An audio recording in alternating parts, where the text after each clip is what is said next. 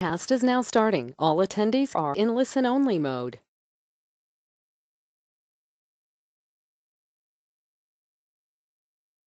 Okay, let's see.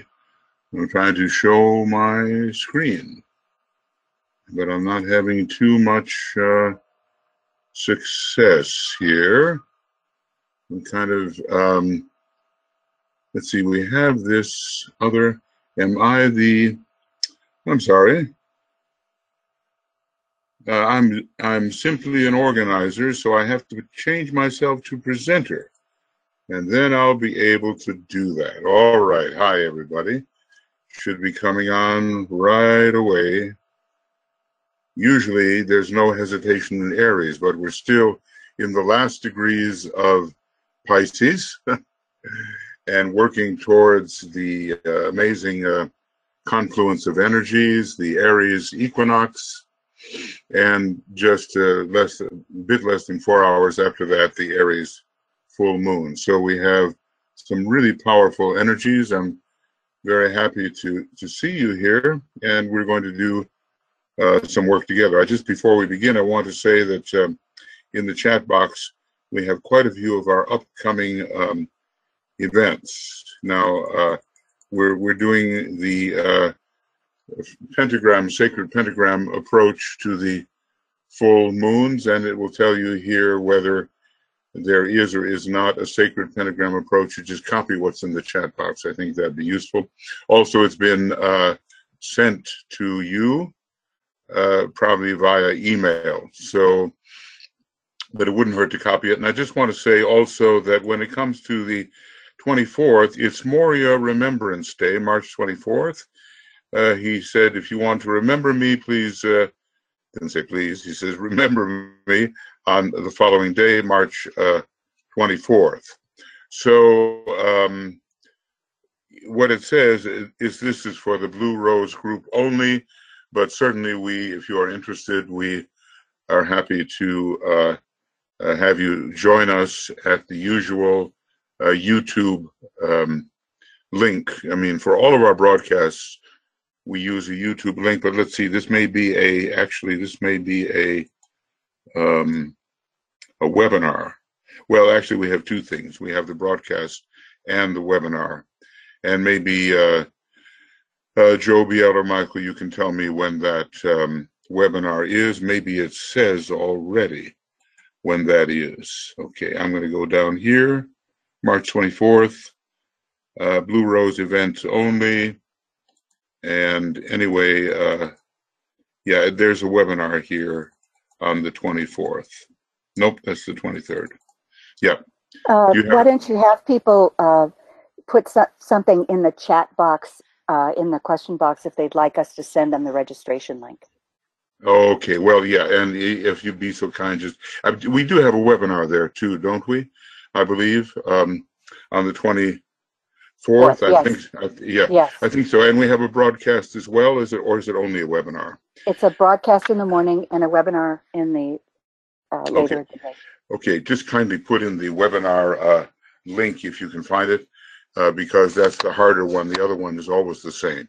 Okay, well, now that's a little bit of housekeeping out of the way, and here we are with the sign of all beginnings.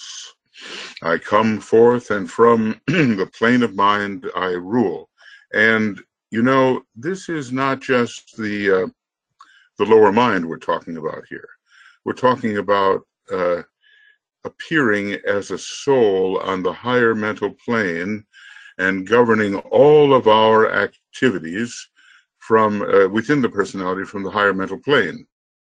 That would, of course, make us, if we could do that, you know, and we'll all do that someday, it would make us a third degree initiate. And DK, even in Letters on Occult Meditation, said we really have to learn how to center our consciousness within the higher mental plane. The interesting thing is that different signs are associated with different initiations in different ways.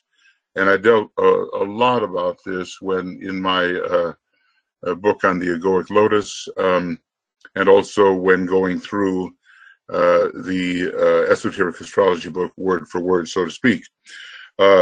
But Aries is one of those signs related to being, and the monad comes into effective expression at this third degree, and Aries is the sign which leads us into the sense of being.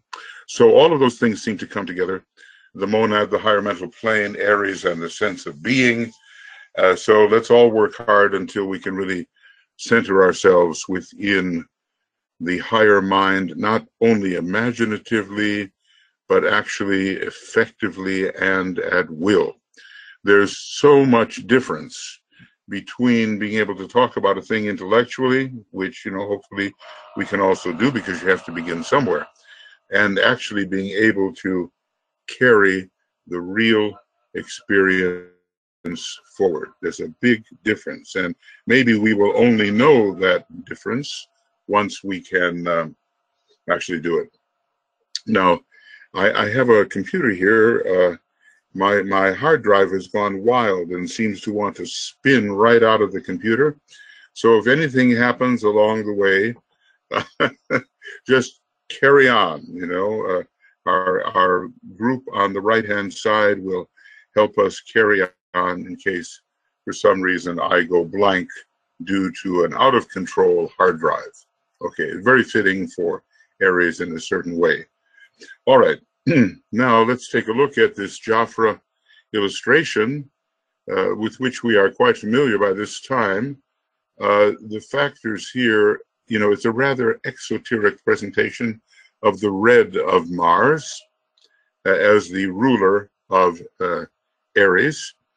And we have all of the warlike qualities going on here, including the volcanoes, and the Agni Chaitans are connected, the fiery devas are connected with the eruption of volcanoes, and these are also connected with the sign Aries.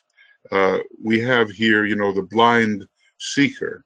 Actually, the eyes of Aries are not too good, the eyes of the sheep, as it were. But later comes the possibility of seeing and being the oneness. Let's just say that India has, in the modern world, and when I say that, I mean the post-Atlantean world, has contributed so much to the identification as Brahman, as that which is pure being beyond any modification. It's the non-dualism approach, and Aries, being the first sign, is resolutely, at a certain point, non-dual.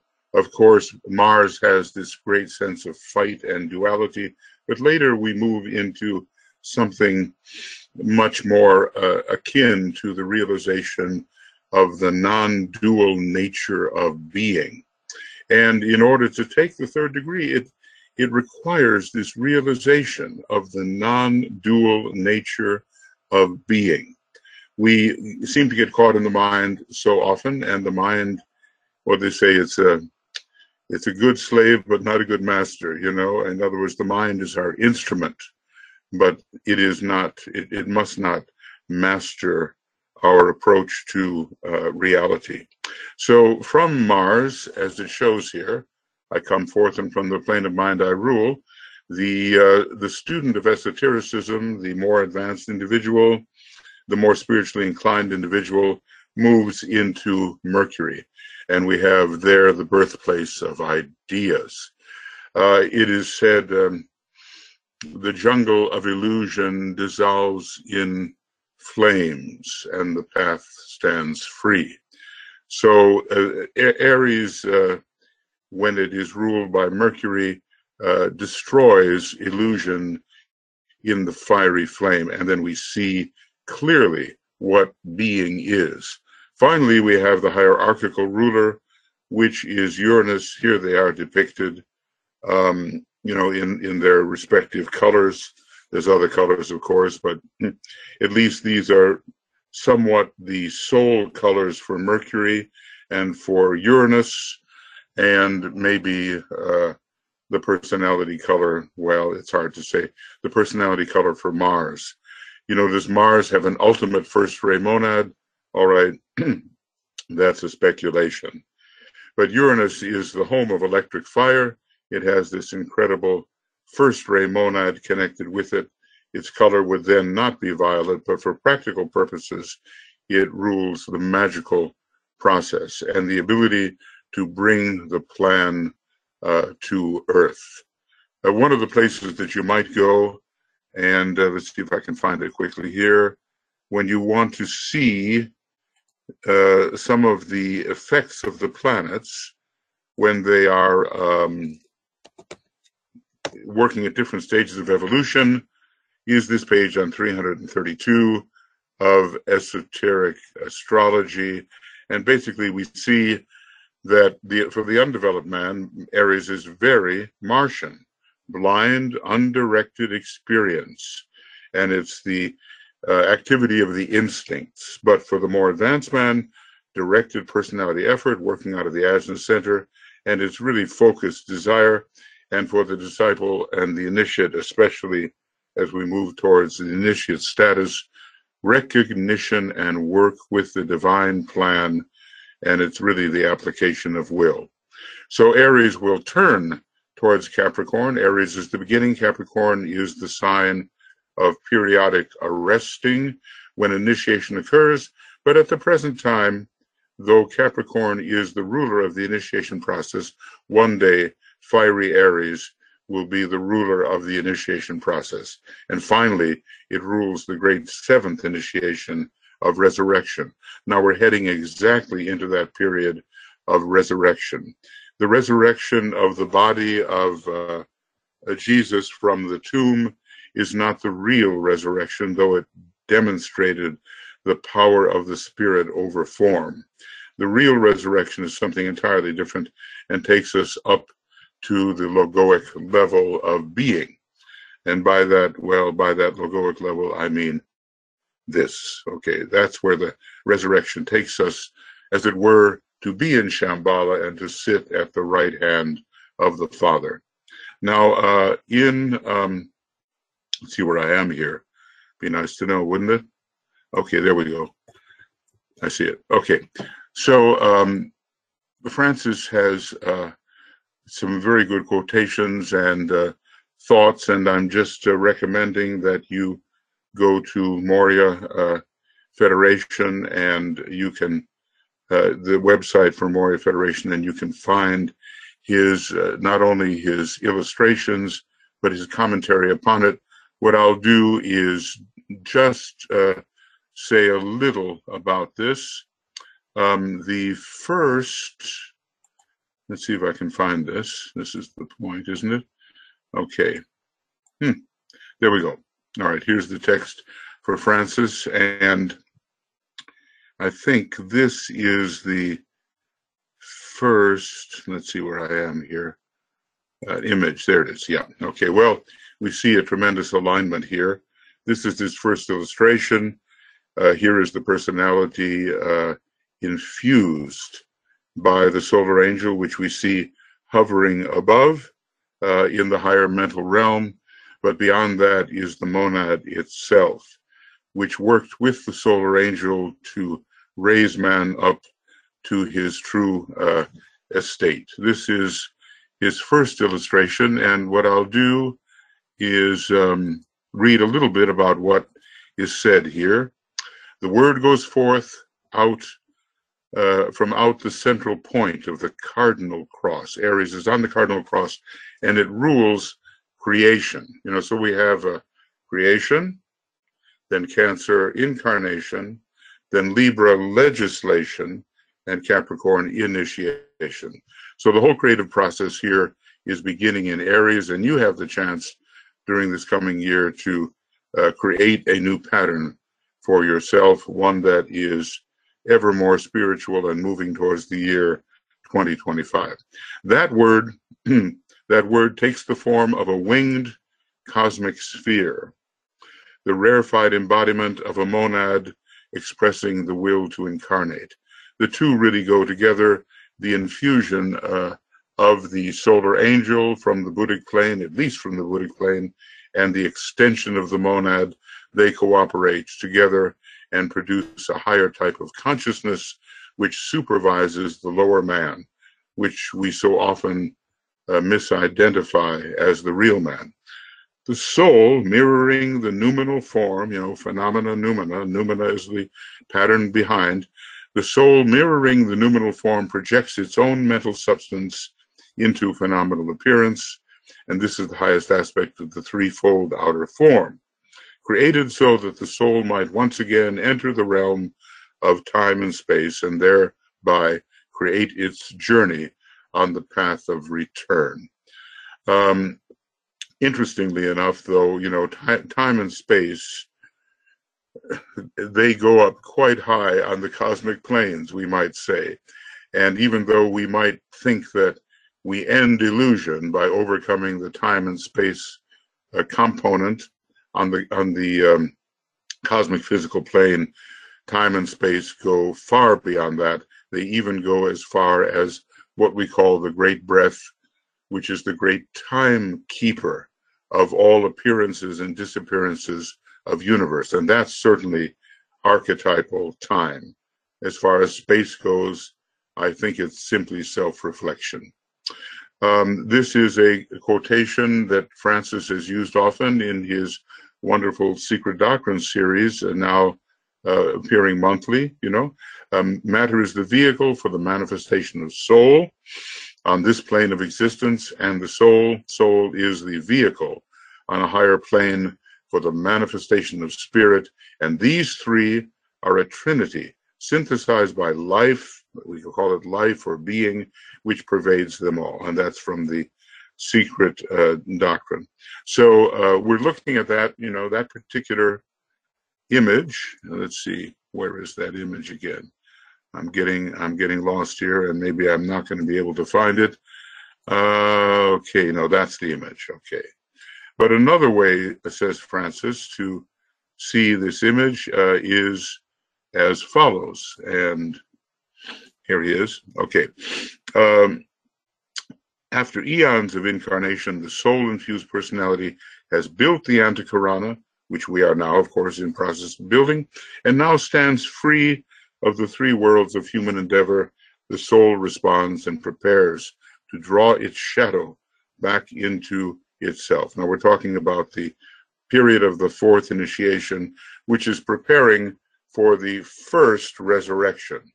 The divine intermediary is no longer required. Okay, that's our causal body. You go close.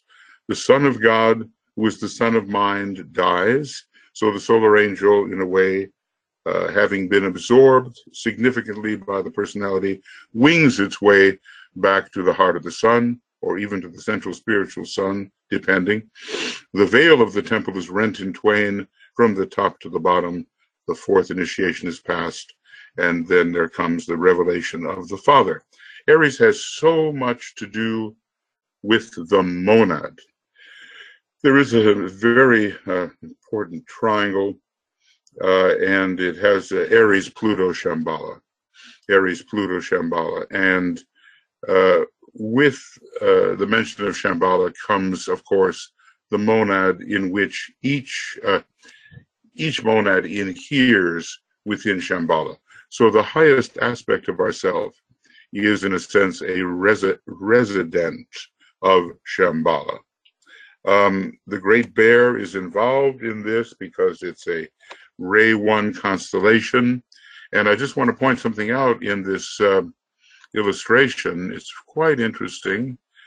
Notice the Great Bear right here, or the Dipper part of the Great Bear, and notice how close we are, in a sense, to the first and the second star within the Great Bear. This is Al-Qaid or Bennett Nash, this first one, and this is a Misar. It's a double star actually.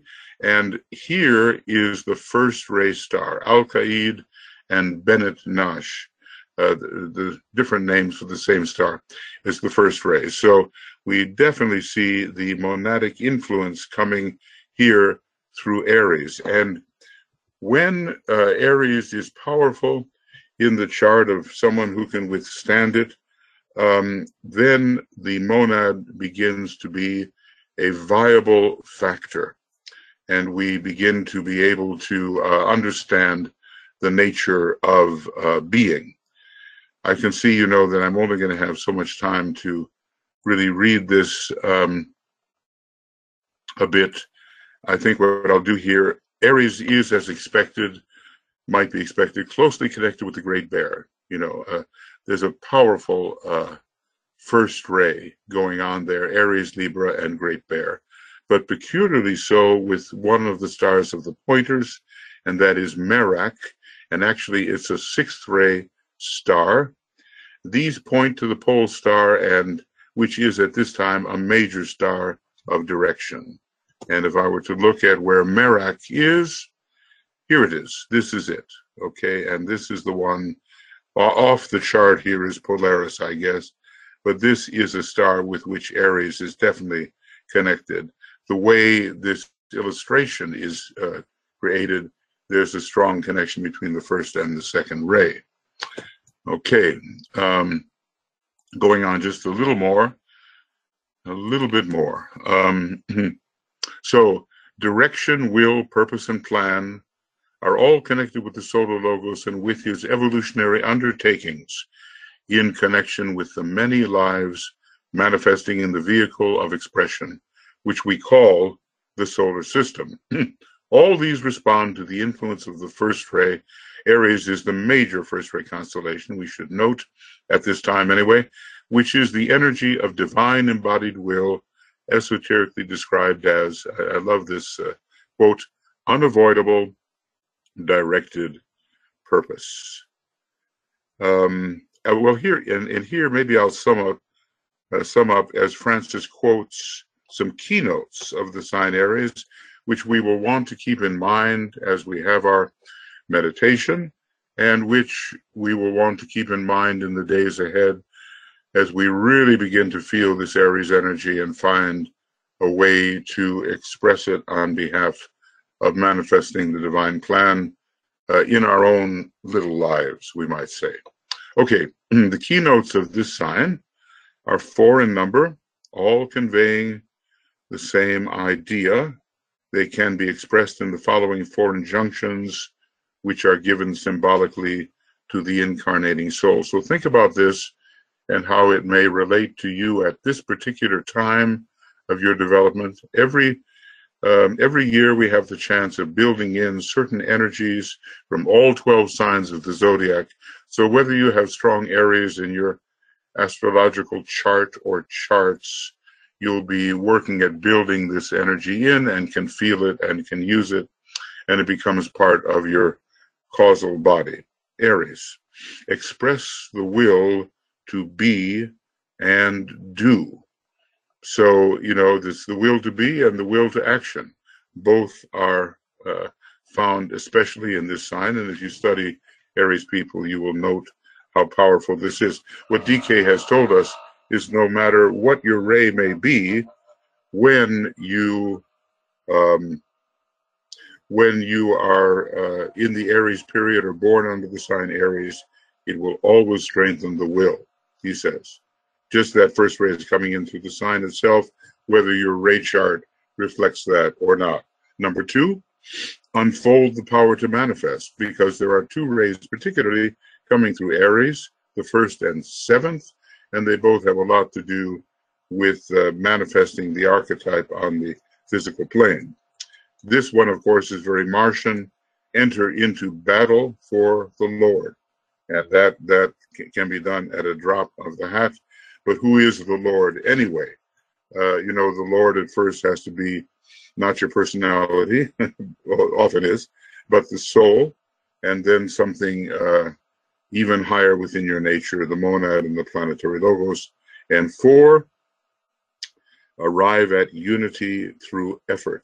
So the oneness of Aries eventually is achieved, but through struggle. Okay, so here are some words that are given continuously: creation, being, activity, strife, synthesis. They have to be pondered, right?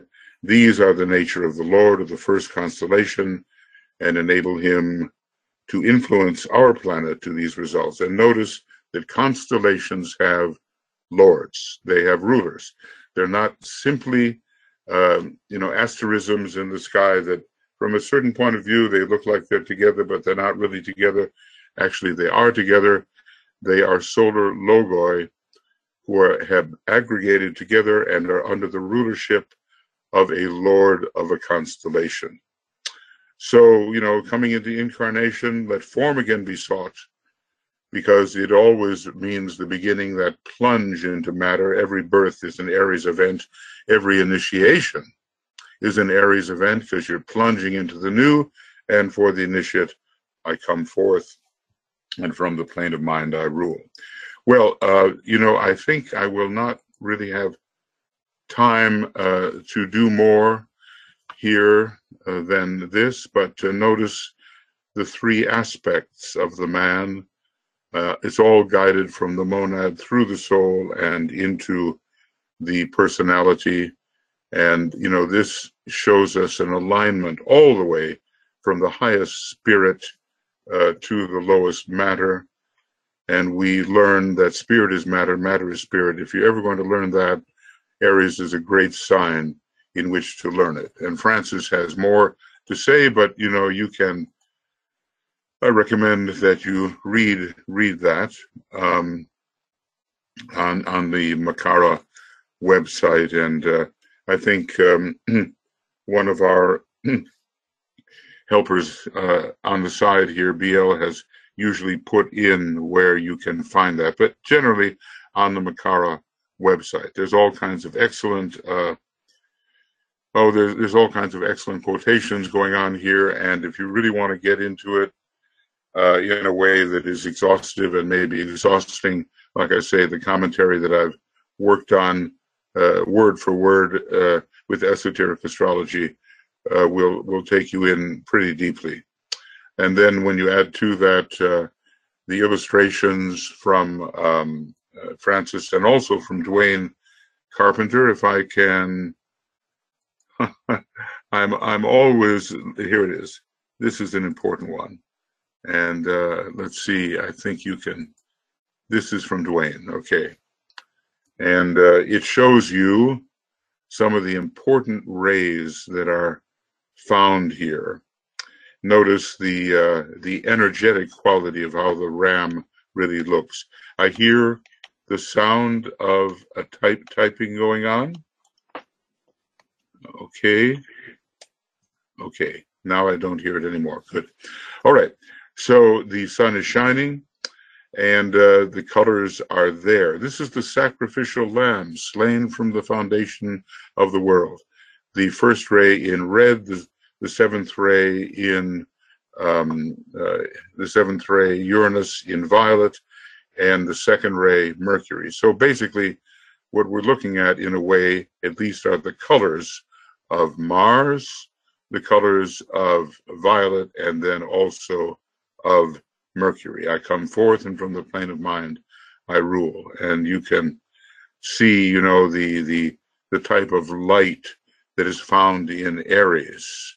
And I think we'll be dealing with that in just a little while.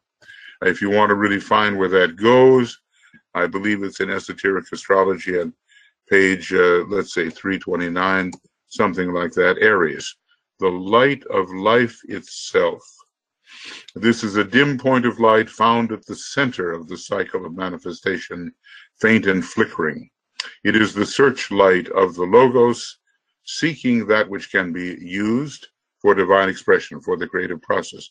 Later, of course, it's got to be a blazing light, because the sun is exalted in this sign. Okay, well, there's a lot to learn, and the main thing is, what will we apply to our developing life of discipleship? That is the main factor, because we can't learn it all, we can't know it all, but what we can do is select certain things from each sign, and especially from those signs which are in our chart, because that will dictate, what it is we have to do in this particular life, and learn to apply them in a spiritual way which really advances the divine plan. Probably every one of us can look back on our lives and say, okay, This is my moon sign. This is my sun sign. This is my rising sign. I've either been used by or have used these energies to advance the divine plan in my life, or I haven't, you know. So, you know, study that carefully about how these energies actually manifest and make you a worker in the divine plan. All right, well, here we are in the meditation, and now I think we'll go on. We're in days of preparation, but we're quite close. You know, this is a day, I suppose you might say, of aspiration, dedication, etc.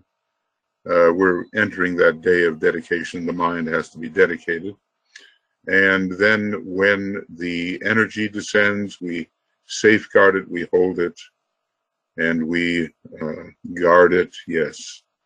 And so that it can make a very, very deep impression upon us, so that as we begin to distribute these rays and these signs, we will be well equipped to do so. All right.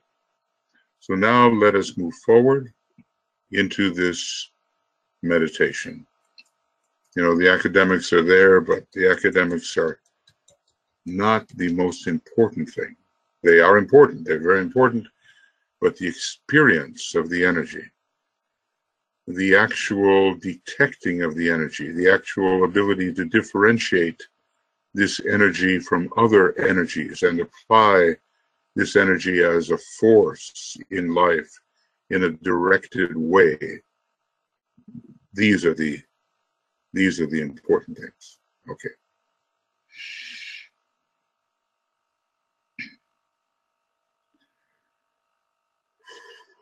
So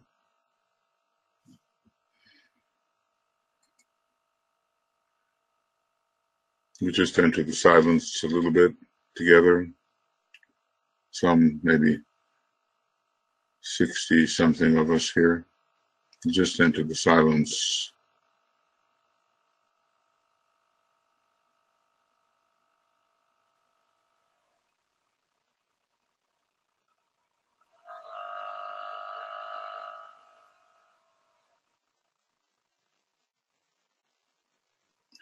And we are coming together in a single field of consciousness.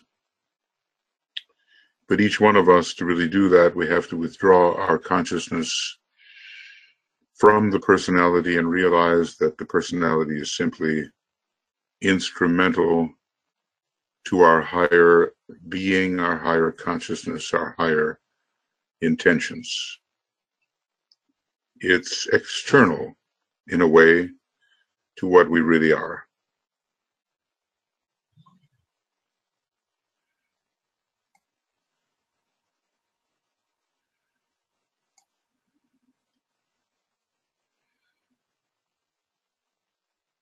And what we really are, or at least our next phase of growing reality about our identity, is the soul.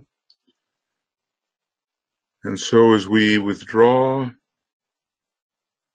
from thinking that the outer person, including the emotions and lower mind, is what we are, we find ourselves rather in this imagined field of light, love, and power.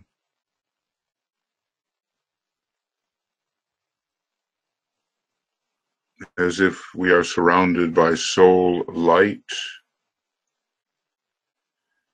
and soul love and soul sacrificial will. Really, what we are has its place in the jewel in the lotus.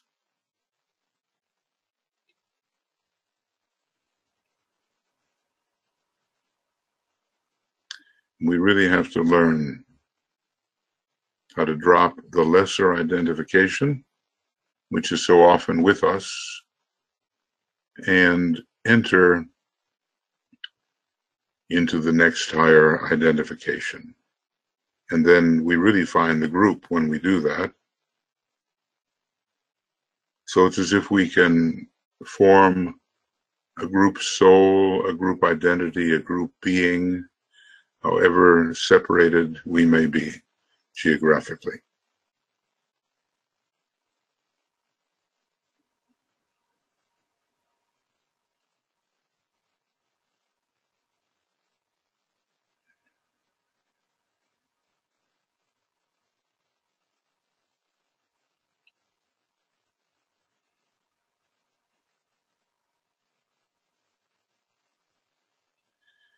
Because we really do come together, you see, at these meditations, and we now, work over a system of the internet, but DK has his own internet,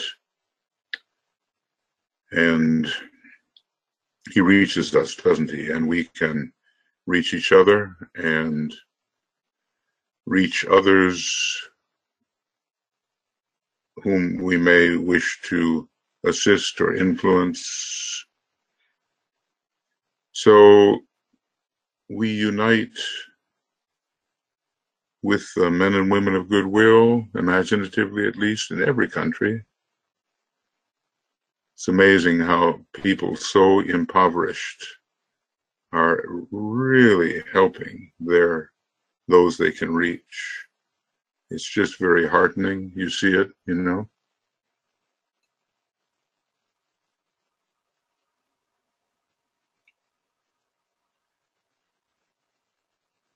So we wish to strengthen the men and women of goodwill wherever they may be found.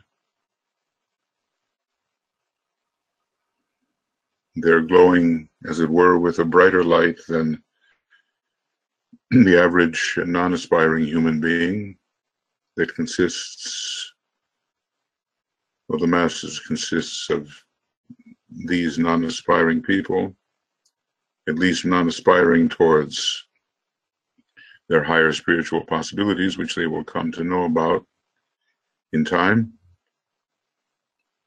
And then we also search out there with our feeling and our imagination towards brighter lights in every country, members of the new group of world servers. They've gone a bit beyond. They're really committed in every country.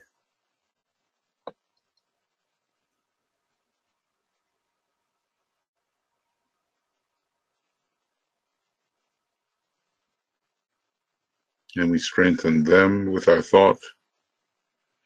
We always have to work at strengthening the hands of the world servers, a very important group now and for the future. And then in a big effort of the imagination, we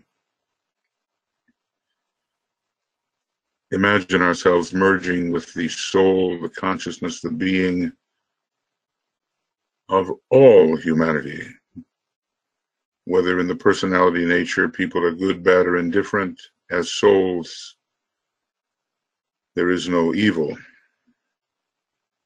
And we imagine ourselves merging with all within the one soul of humanity.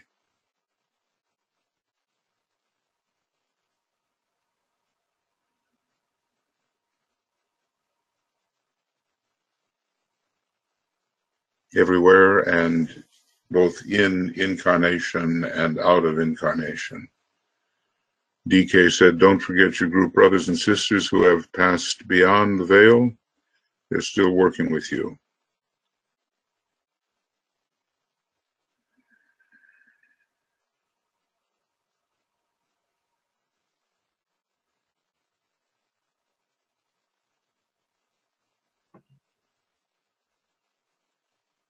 And so somehow in this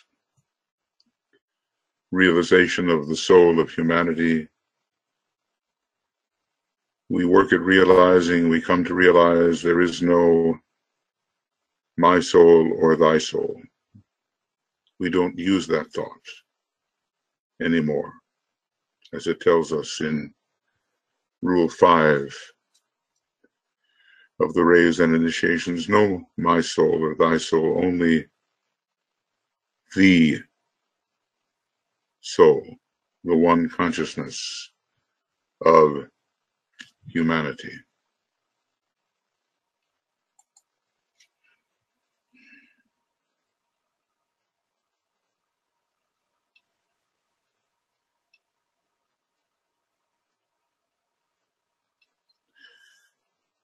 We have to work at that. It's a kind of spiritual intimacy and a higher level of identification than maybe we are used to expressing.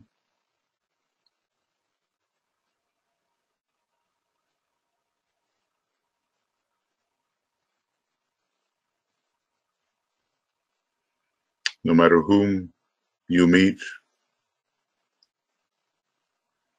whom you encounter, wherever, whenever, it's all one soul.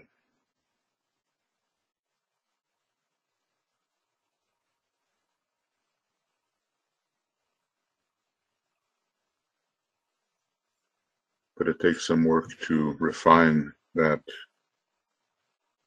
type of perception, or rather a perception is the word. And then we say the mantra, then, since there is no my soul or thy soul, we realize naught is but me.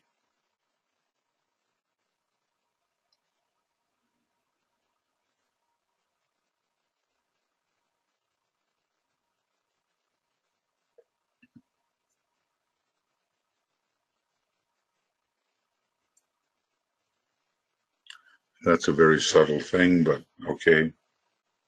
It can grow in strength, subtly changing and suddenly changing from the little me to the great and pervasive me, or I, not is, but me.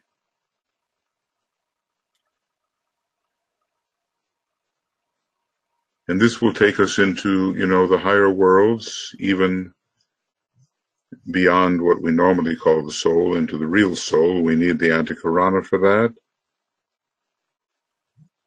We're building that.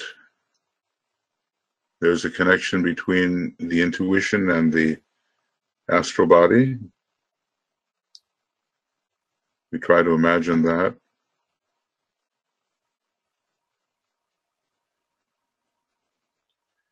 And there's a place from which we can launch our projection into the higher worlds of the spiritual triad, where the master's consciousness is found. Around the area of the mental unit, there grows a pool of retained energies. Where do they come from? They come from the soul, from the egoic lotus, and we can visualize this in many ways, but here's an image that can help.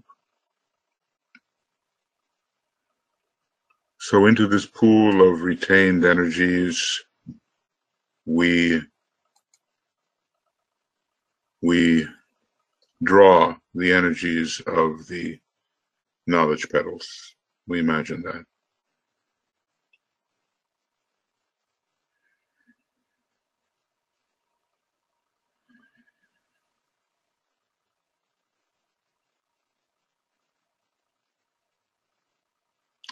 And from the love petals, we draw in the energy of soul love into the pool of retained energies.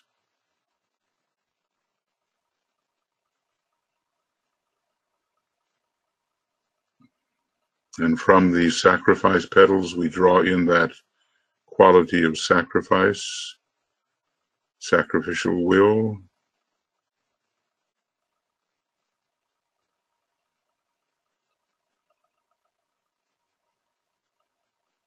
And from the synthesis petals, even though they may be slowly unfolding, we draw in this quality of synthesis, of perceived oneness.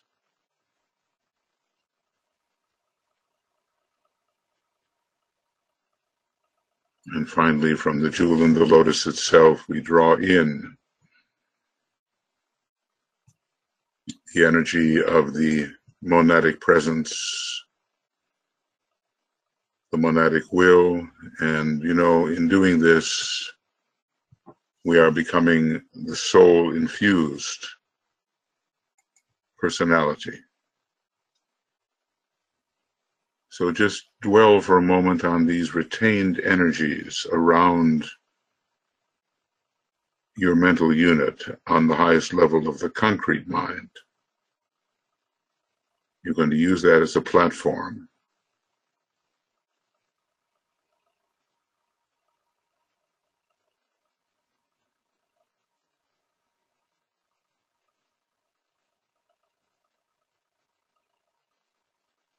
And then we're going to visualize the rainbow bridge, extending at least imaginatively into the triad, and its point of projection will be the mental plane, but it extends even below because it reaches into the astral and etheric levels. But we will project by will that line of light toward the permanent atoms of the spiritual triad, not really reaching them, but towards them. And as we do that, our abstract mind, our intuition, our spiritual will grow, and even toward the monad itself, where pure being will be found. So instead of using the soul ray color and the personality ray color that we would do when working on this by ourselves, we will use indigo,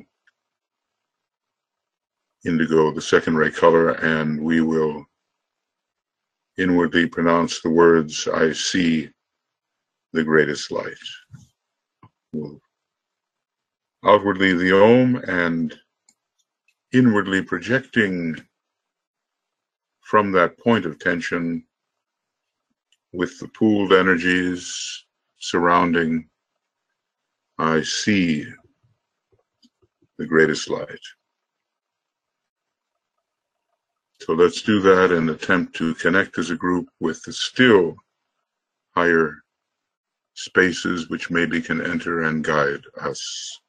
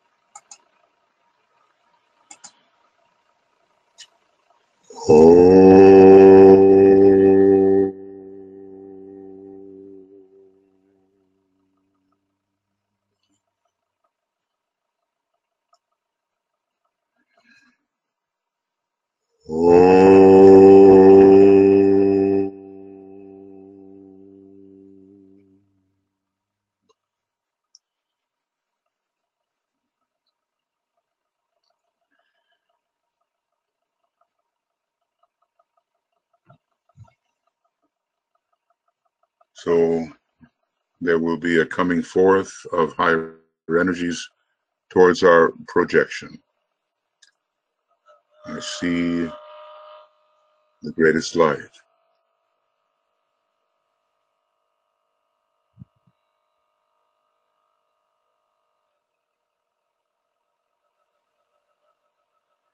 And ultimately, this light for us is the unfettered enlightenment of Shambhala, which our monad somewhat possesses, and which increasingly, as we work with the will and with pure being, we will experience. We salute our elder brothers, the masters of the wisdom,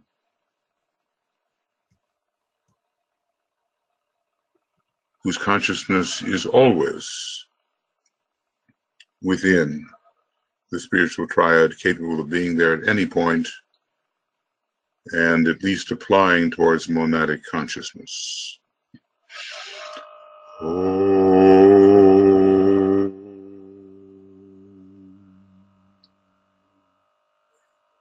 Salutations to the Christ, the Master of all masters.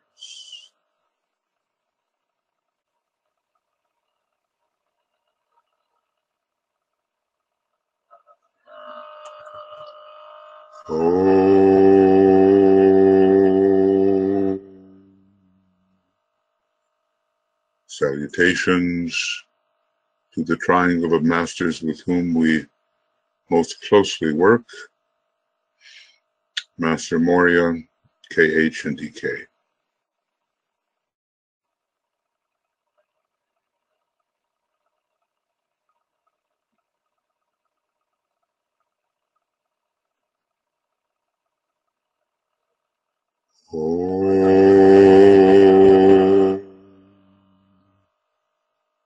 Salutations to the Master Moria,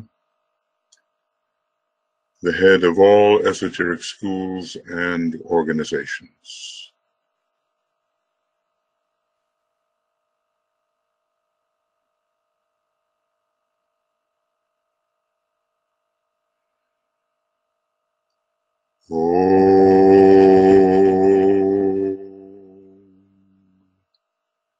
Salutations to the Master Kutumi, whose ashram is most responsible for preparing the way for the reappearance of the Christ.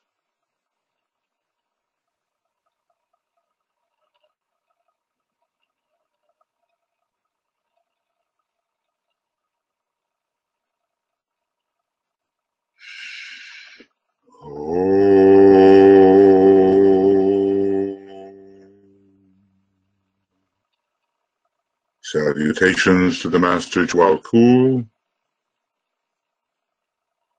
who trains so many disciples for the earlier initiations, and who is the messenger of the masters at this time.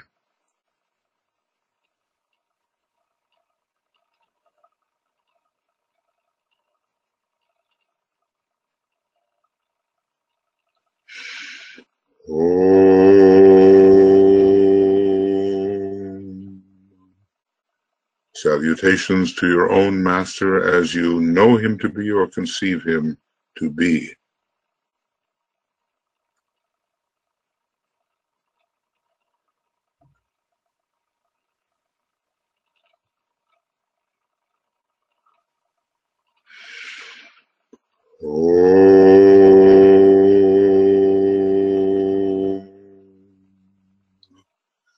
Salutations to the entire planetary hierarchy,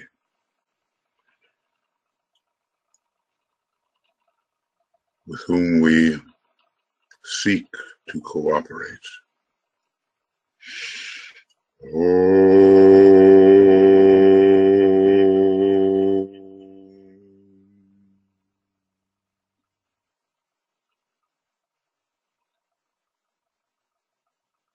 And so, at the moment we find ourselves capable of receiving higher impression, intending to cooperate with the Great Ones, but we also open ourselves, at least imaginatively, to the center where the will of God is known. Our thought rises to that supreme point of tension on our planet, Shambhala,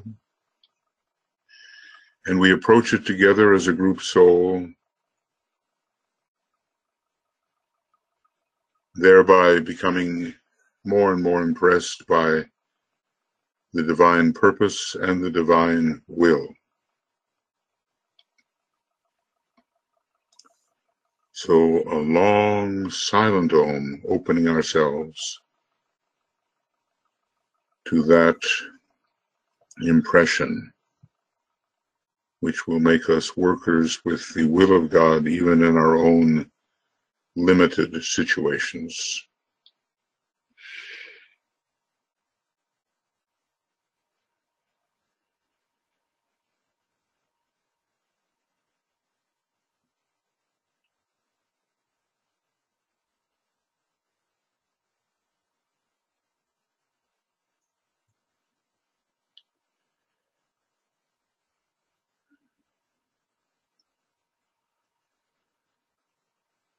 And so perhaps some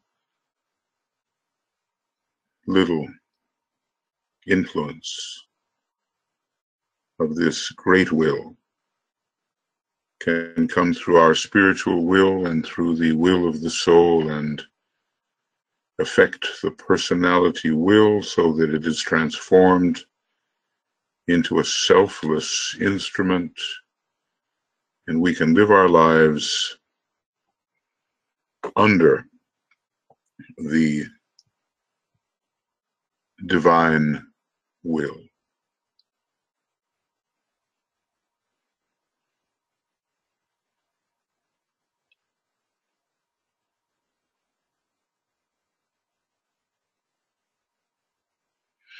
Because more and more we have to know what that will is, even though DK tells us we understand so little. But more and more, especially as the great conclave approaches, we have to understand what it is the will of God would have us do individually and in our groups.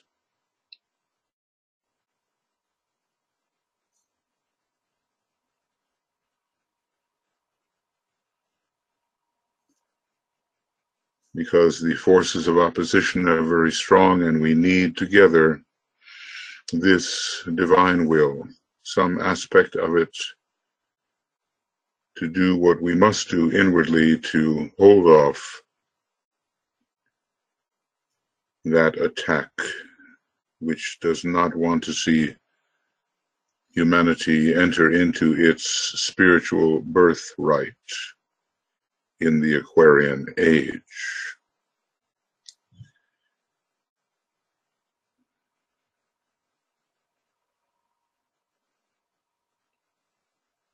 Now we're going to enter the indigo sphere.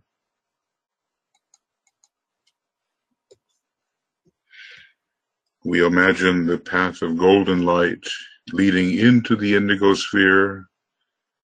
There we will, as it were, find the consciousness of Master DK and become, in our studies of the energies available, we will become outposts of his consciousness and understand more deeply the energies that we must be impressed by and which we must wield.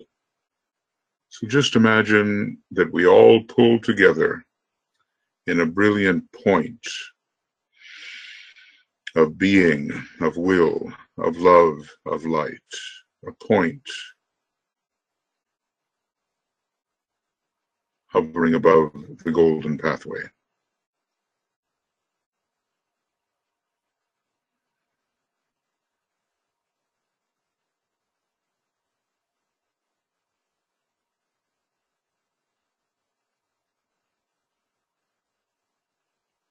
And that pathway will give us entree into the indigo disc, kind of replication of the blue logos. As the golden path shortens and shortens and shortens until we imagine ourselves within the indigo sphere.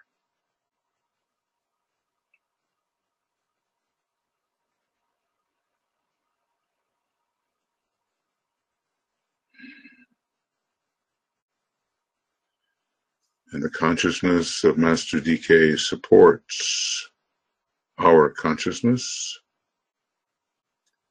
as we think about the sources that we must be impressed by and which we must draw upon and express. We will be encountering, imaginatively at least, Mars, the exoteric ruler, giving us fortitude and the will to fight for a high ideal. That Martian energy is very much here. It's coming. And even the last decanate of Pisces, interestingly, is ruled by Mars.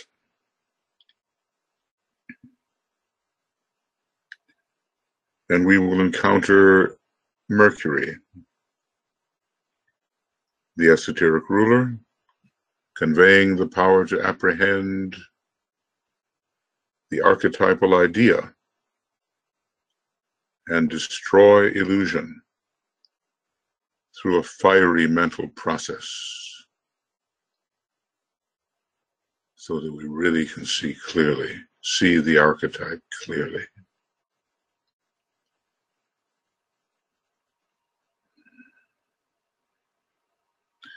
And we will encounter Uranus, the hierarchical ruler, the home of electric fire, conveying the electric fire of pure will for the ultimate vivification of the entire human energy system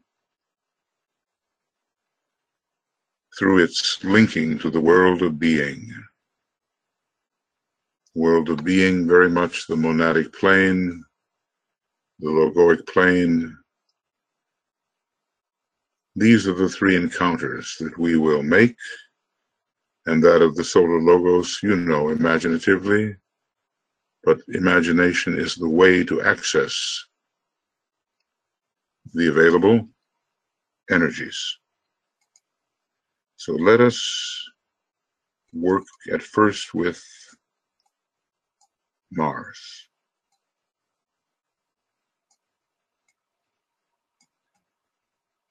This is quite a non-sacred planet at the moment,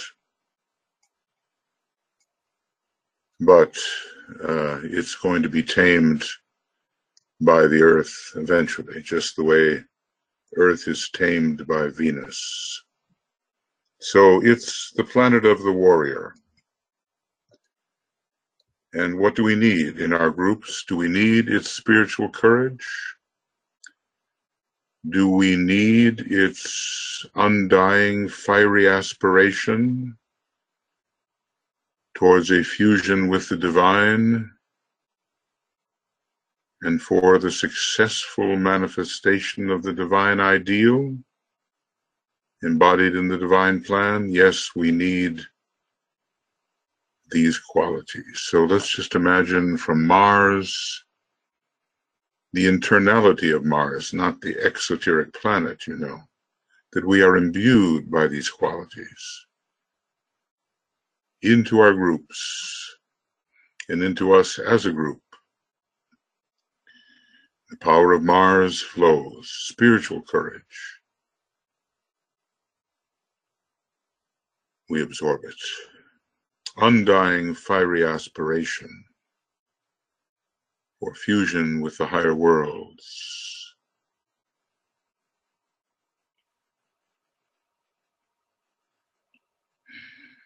We absorb that.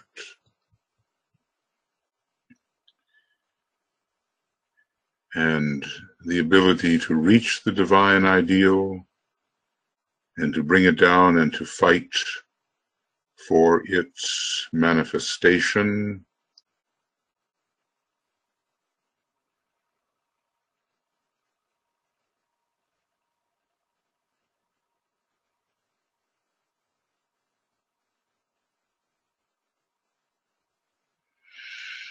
We absorb that.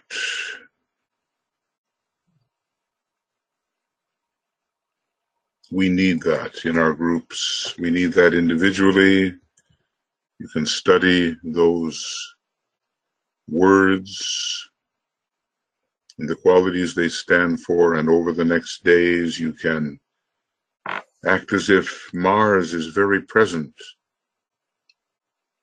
But since we are aspirants and disciples, it won't be just frictional, combative, separative Mars. It will be a higher type of Mars, giving us power with the ideal.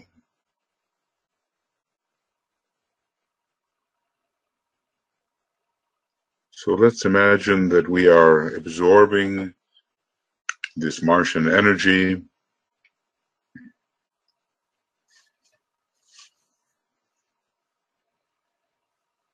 like a real energy, not just intellectual concept. And I'll use a red note here as we sound the Om, absorbing this Martian energy. There's ray 6 in it, there's ray 1 in it, and we really try to breathe it in on the Om.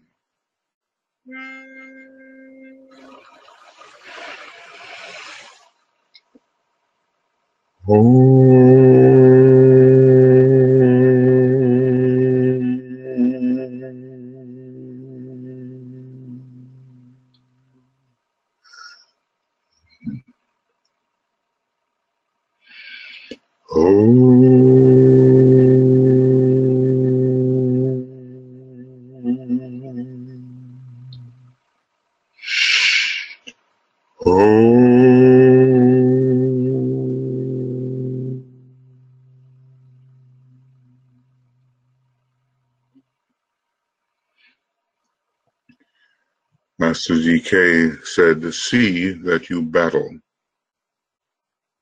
So the conflict between the dweller and the angel is not over yet.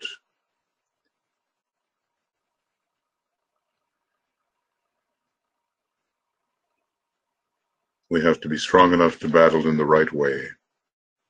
Now our attention shifts to Mercury, the planet, let's call it, of transcendental mind, the true intuition. And it can stimulate the intuitive understanding of imminent developments within the precipitating divine plan. It can enter the birthplace of ideas. Not all ideas are due to manifest at the same time and in the same space, but certain ideas are meant to come through as part of the divine plan now. What are they?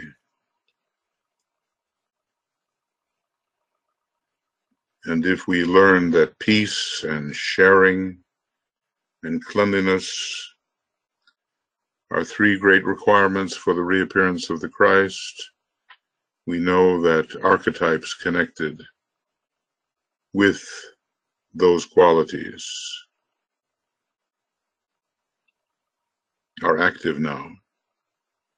And Mercury is intuiting them and finding intelligent ways of bringing them into manifestation. The transmitter of the new ideas whose time has come. And do we touch those archetypes? Can we move beyond illusion? Can we burn up the jungle of illusion and see all those misinterpretations dissolve in flames so that the path stands clear and free?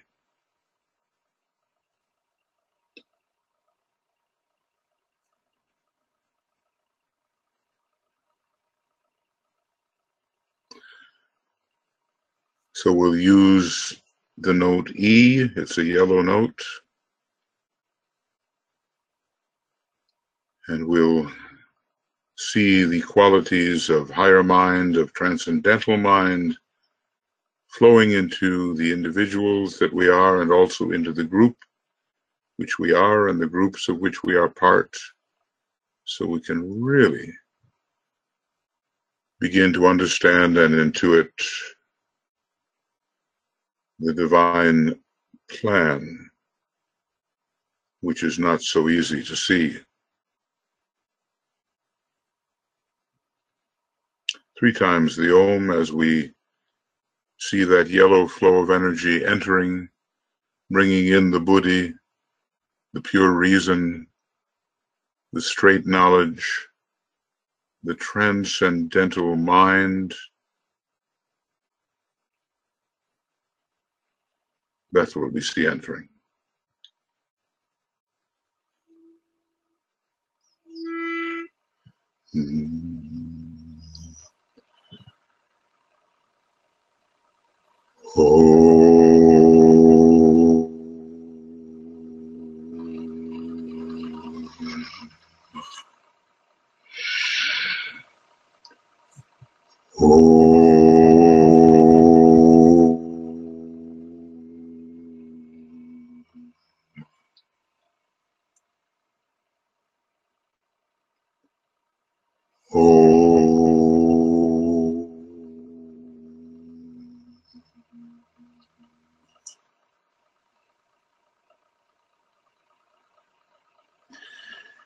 If I come forth from the plane of mind, I have to have higher understanding so that we, the group, can rule the lower energies more wisely.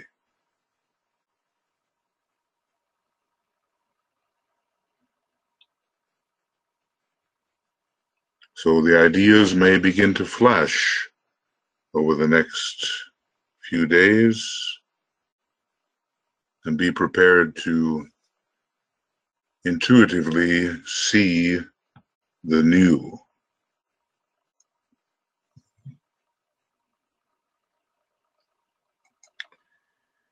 Now, on to Uranus. It's actually kind of a turquoise colored planet, interestingly blending the third and the second rays, but interiorly, monadically, the first ray. So we ponder on magical Uranus, the great father, Uranus, the home of electric fire, Uranus. Wherever it says home, you know monadic powers are involved.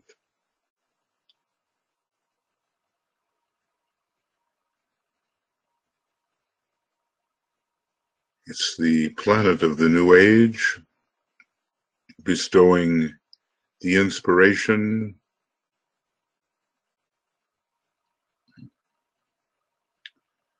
for a total transformation and renewal of the individual and the group personality.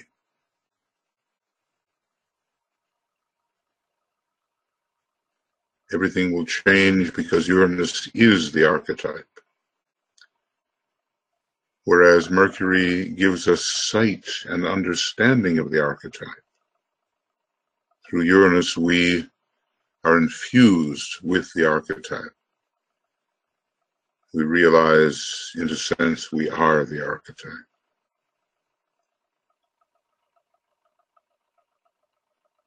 So, it also rules the final burning ground. Very high initiation. We can at least know about it, the final burning ground, and the real overcoming of illusion of time and space, establishing synthesis. That's what a first ray monad will do, and our Earth is also that. A first ray monad, we will have that relation with Uranus.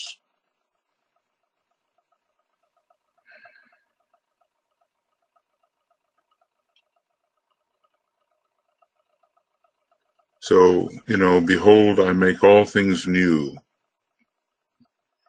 Uranus is the new. But of course, it's the archetype, ancient, that when it appears as the new.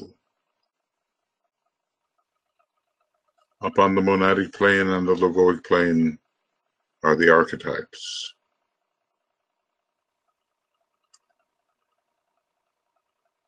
And Uranus brings them into expression.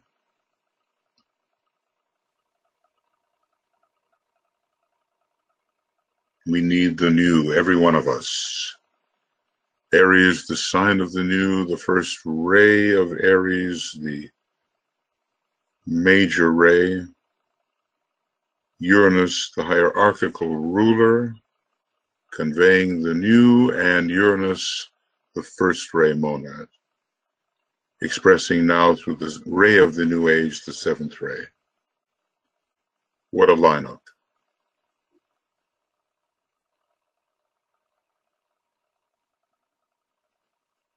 So let's individually and in our groups see that violet, red energy entering, making it possible for us to throw away our inadequate conditioning and live more according to the will-intended archetype.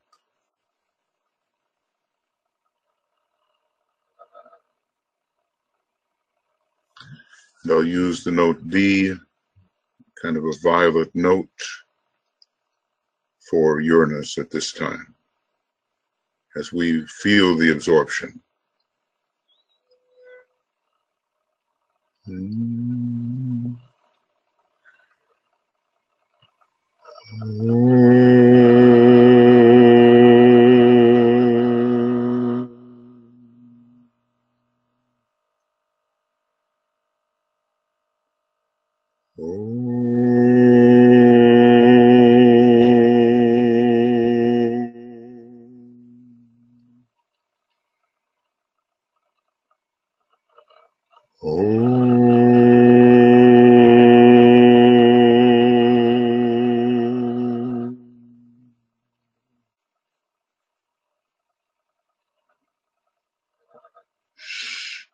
It's electric fire. We have a long way to go before even solar fire can be wisely expressed in our lives, but some little hint these days of electric fire can condition ourselves, our groups, so we really can begin to conform to the divine will, because in a flash, as a flash of lightning in the night sky, that will is revealed.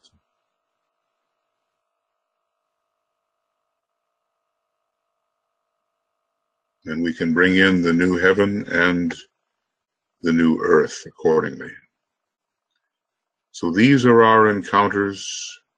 These are the energies available during the next several days, building towards that powerful moment of the full moon itself, of Mars, of Mercury, of Uranus, and of course all of it is pervaded by the great solar logos, the consuming fire of love, the sun aspect, the great heart center of a local cosmic logos. All of it, we're all units of love.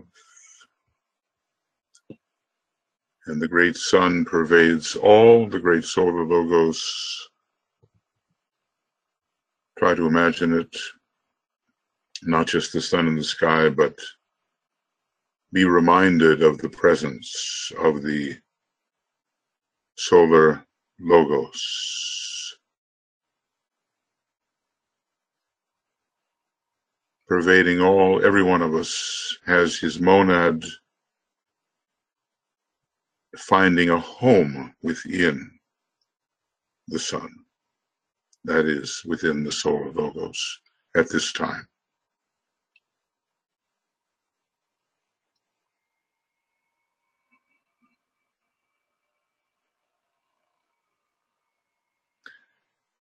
And with an Om on the second ray blue note, a G will see that pervading presence of the solar logos in all things, in all planets, for all beings in our solar system.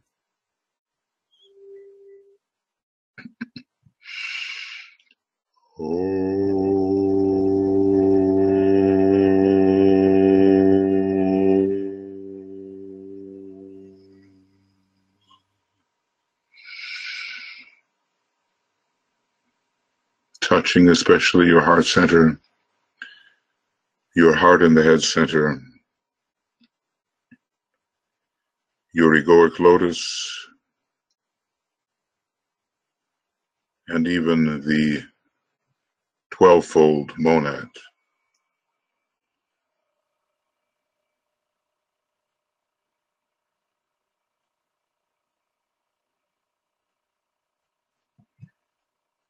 We're seeking to enter intimately into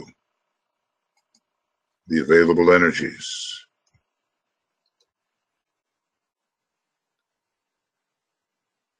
And the forces which will restore the divine plan, the forces of restoration in Aries, the forces of resurrection. So let us, in anticipation of the actual moment of the full moon, meditate upon the energies pouring forth from this great initiatory constellation.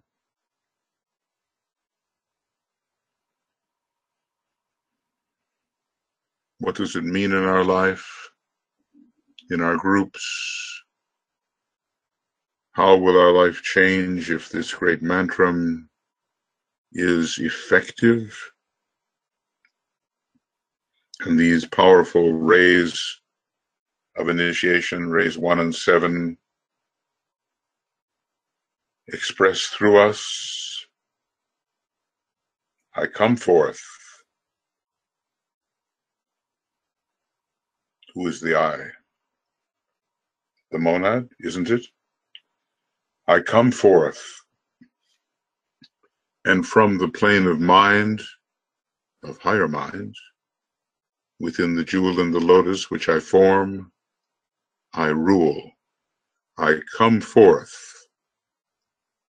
And from the plane of mind, I rule. Some moments of silence as we contemplate that powerful mantra, building in intensity towards the actual full moon. I come forth,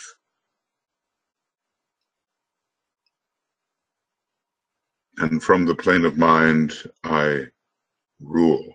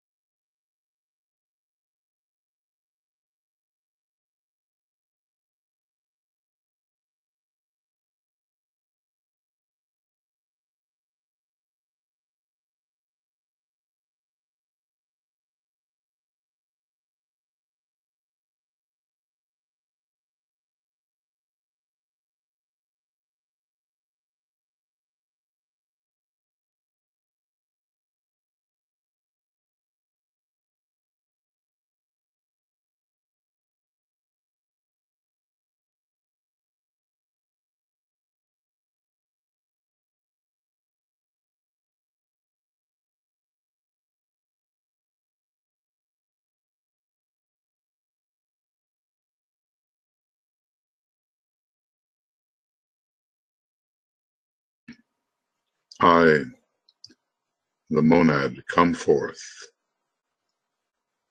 extending myself onto the plane of higher mind, and from that point, within the jewel, I rule all things below. I come forth, and from the plane of mind, I rule.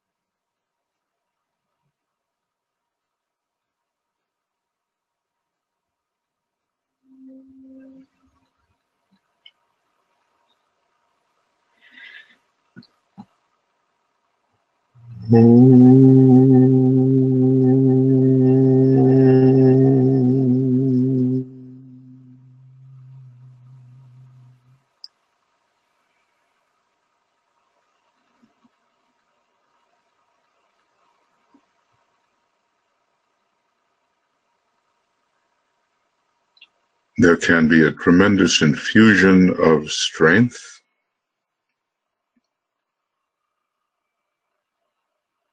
It's not that we seek to dominate others at all. First, we have to be master of ourselves, and through the monadic will, we can do that. The monadic will, as it transforms itself into soul will, and as it transforms itself into an enlightened personal will, we can do that. A great power is available at this time.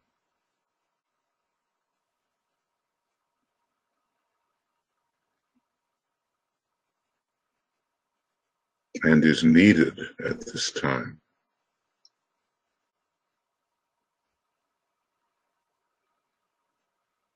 Uranus is the highest ruler here, and it changes all conditions. We live in a world of conditions, so many of them out of harmony with the divine pattern and plan. Through Uranus can come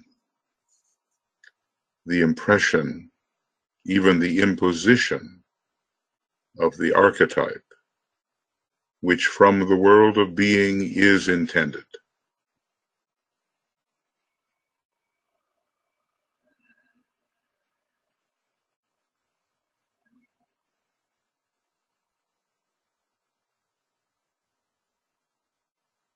And we can dominate those lesser conditions within our own energy system and within our own environment, and therefore bring forth our true monadic name, which is part of the great name that resounds through all of us.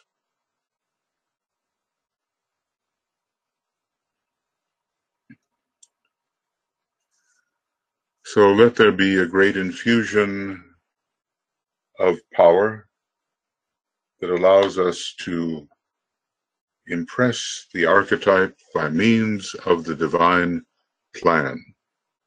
Let's really use these energies, detecting them, feeling them, receiving them, applying them.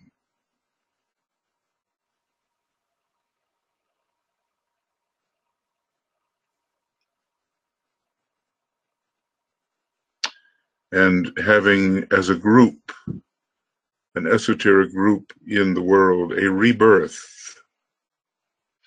We have the equinox and the full moon so close to each other.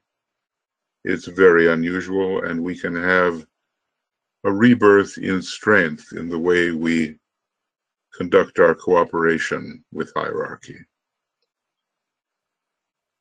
and as representatives of the divine plan.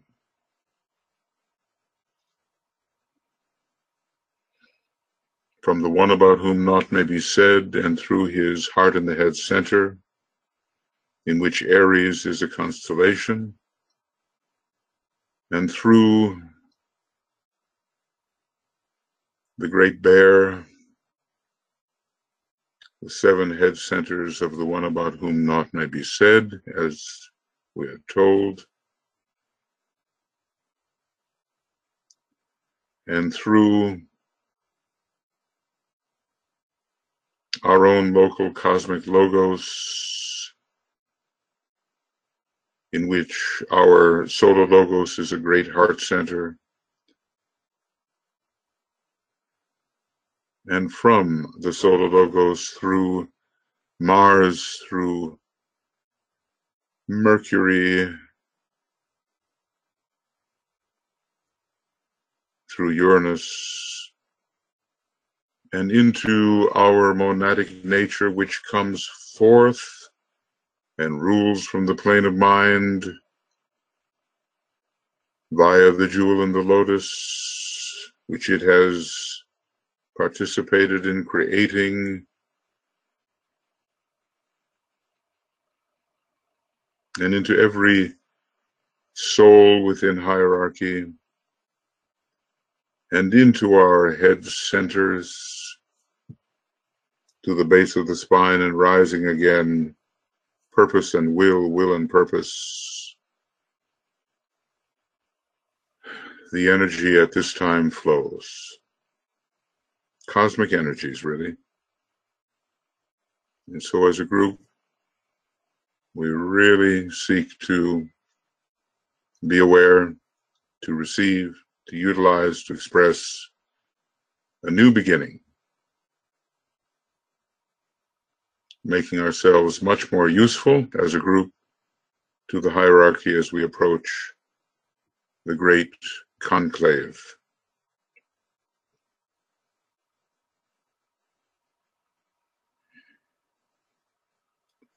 sending the energy of Aries into the world wherever new beginnings are needed. In so many places they are, because the old outworn methods just are not serving. So where might it be? Where would you direct this Aries energy and its ruling planets and its rays? Where would you direct it?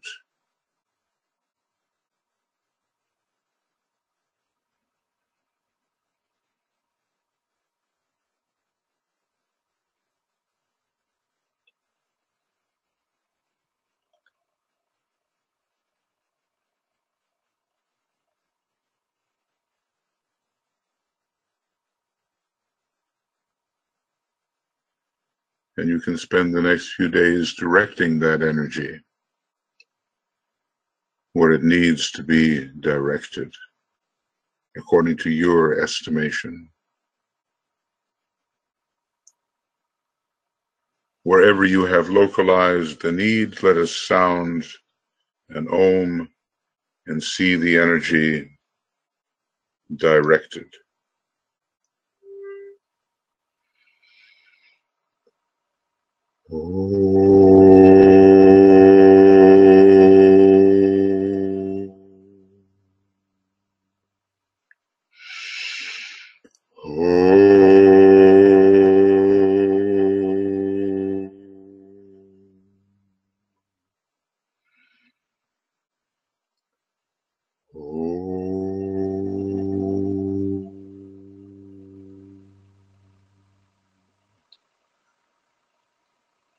But really, throughout the world, it is needed. This energy of Aries, largely first ray, but also the lambs slain from the foundations of the world, the second ray, sacrificial lamb, and the great principle of creative activity, the third ray. It contains them all.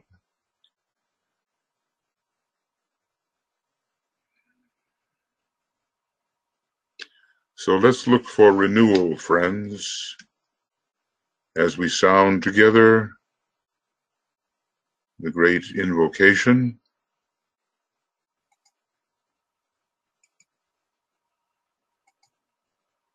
And work over the next days really to make this an important point, working with the forces of restoration to restore the plan on Earth. From the point of light within the mind of God, let light stream forth into the minds of men. Let light descend on Earth.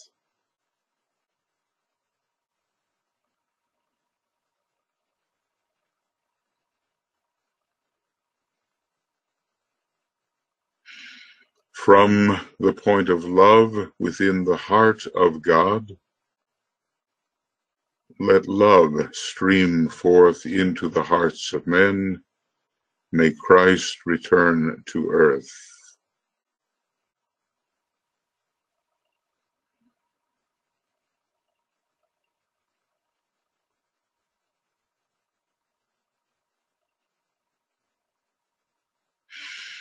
From the center where the will of God is known, let purpose guide the little wills of men, the purpose which the masters know and serve.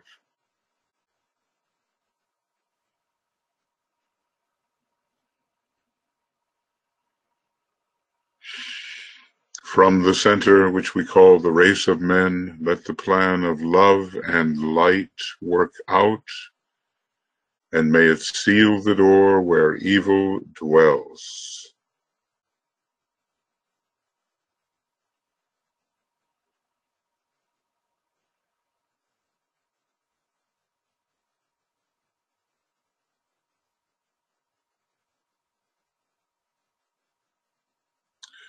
Let light and love and power restore the plan on earth.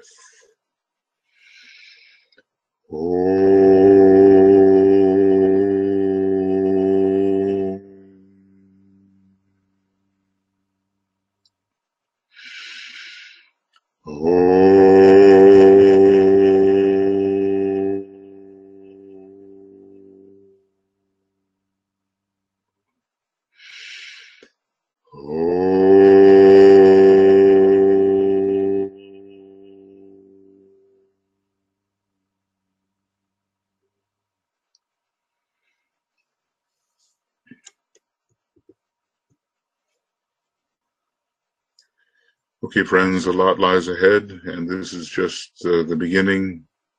We continue with our work in the sacred pentagram approach to Aries. Tomorrow, at least tomorrow here at 8:10 GMT, we will be beginning the ingress meditation into Aries. The time of that is exactly 9:58 p.m. GMT. And then at midnight GMT, we will begin the actual full moon broadcast for the exact moment of the full moon, the time of which is 1:42 and 44 seconds a.m. GMT. So some of us will be up at night, you know, but he said, do your best to honor that moment when the door opens, because it doesn't open that way at any other time. So if we have to lose a little sleep, you know, to forego peace, to forfeit rest, and then the stress of pain, to lose myself and find myself, thus entering into peace. You know, from the mantra of aspiration of the disciple. So we'll be seeing you, many of you, I suspect, tomorrow.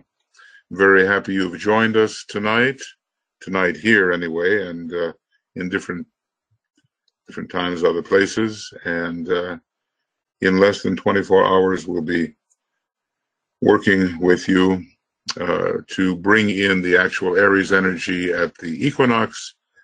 And then not long after that at all, we'll be working with the exact moment of the full moon. What a powerhouse of a time.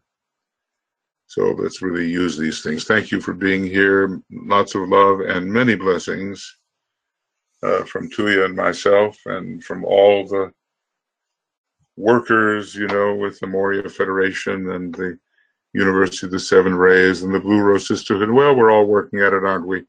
So we all love each other. Let's just God bless us, everyone, and we all love each other. So that's what we'll concentrate upon. All the best, and we'll see you soon. We'll have this up pretty soon, maybe on Makara, I think, and so you can use it maybe ahead of time if you would like, and let people know, let your friends know about our coming broadcasts. See you soon.